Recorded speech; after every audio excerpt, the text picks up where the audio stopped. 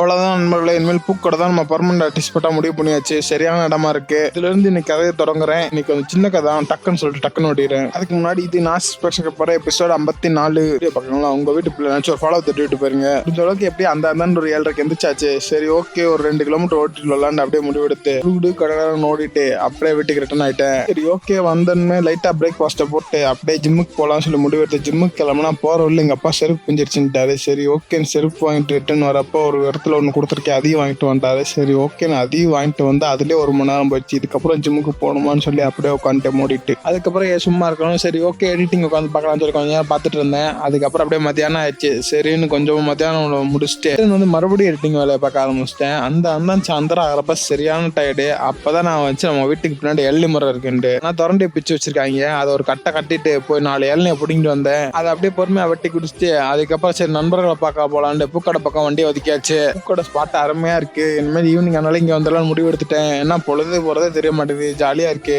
அப்படியே கொஞ்ச நேரம் நண்பர்கள் உட்காந்து பேச்ச போட்டு அப்படியே வீட்டுக்கு ரிட்டர்ன் ஆயிட்டேன். வந்து இரவு உணவு முடிச்சுட்டு பாலை குடிச்சனால முடிச்சாச்சு. நீங்களும் ஏதாச்சும் செய்ய முயற்சிங்க நண்பர்களே.